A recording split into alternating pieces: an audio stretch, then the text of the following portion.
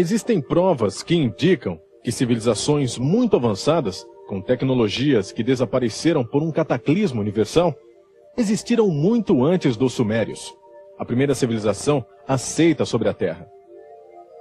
Fica difícil explicar a rápida aparição daquela época tão brilhante da cultura suméria, se não se considerar a possibilidade de um guia que tenha dirigido sua civilização. Os sumérios inventaram e fabricaram o bloco de tijolo cerâmico.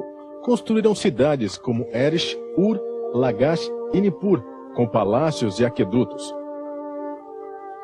Criaram uma escritura cuneiforme, um sistema de numeração, leis, um sistema religioso e também inventaram a fundação de cobre e estanho para produzir o bronze. A eles é atribuído o conhecimento astronômico mais sofisticado da antiguidade. Essa cultura agrupou as estrelas das constelações que hoje conhecemos e deu a elas o nome que ainda usamos e as localizou no firmamento. Desde o começo dos tempos, a abóbada celeste tem sido motivo de fascinação, mistério e pesquisa para os homens de diferentes culturas. Mas atribui-se aos sumérios os avanços mais importantes. Chamaram de horizonte a linha em que a Terra e o céu se encontram. Um ponto de união, onde as estrelas da noite dão passagem aos raios do Sol. Registraram o movimento diário do Sol, desde quando aparece nesse horizonte, e detectaram que existe um momento no ano em que ele sai, 2 dias no mesmo lugar. Nesses 2 dias, o dia e a noite têm a mesma duração. Esse fenômeno se repete regularmente 2 vezes em cada órbita ao redor do Sol, e o converteram em um ponto de referência que chamaram de equinócio. Com esse ponto de referência, começaram a contar o transcorrer do tempo da Terra. Registraram que a abóbada celeste gira ao redor de uma estrela, a que chamaram polar. Dividiram o céu em 12 quadrantes e registraram perfeitamente cada um, batizando todas as suas estrelas com nomes significativos. Encontraram assim as posições relativas das estrelas, os planetas, a Lua e o Sol, com uma Terra que avança inclinada sobre seu eixo pelo espaço celeste. Todos os conceitos de astronomia esférica, os polos, os eixos de rotação, a eclíptica, os equinócios, os solstícios e o mais incrível é que conheciam o ciclo chamado precessão dos equinócios.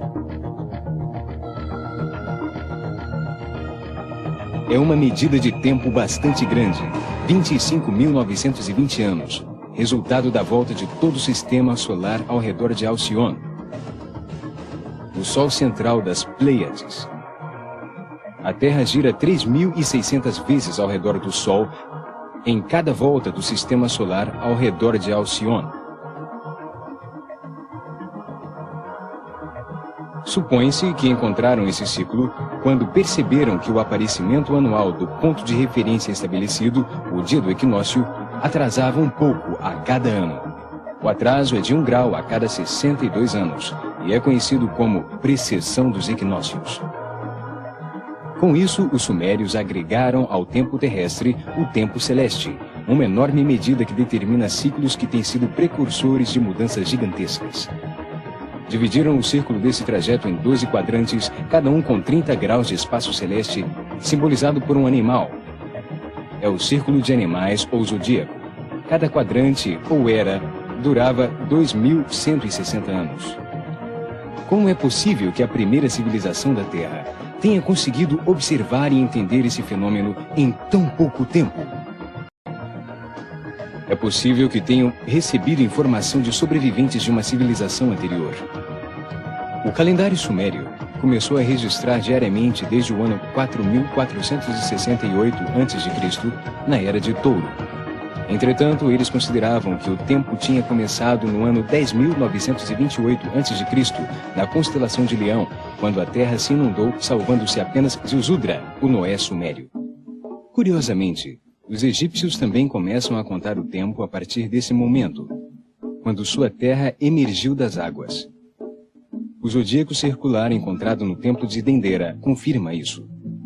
A lenda diz que a esfinge tem corpo de leão para assinalar esse marco cataclísmico, e que sua cabeça humana é o símbolo de Aquário, a época em que estamos entrando, para indicar a duração do ciclo.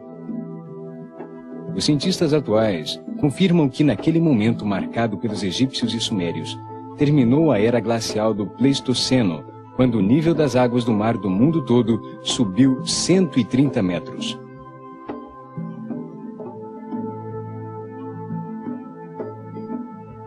Mas essa não é a única informação surpreendente. Deixaram registrada a existência de todos os planetas, inclusive Urano, Netuno e Plutão, que só foram redescobertos recentemente pela astronomia moderna. De onde teriam obtido todo esse conhecimento em tão pouco tempo?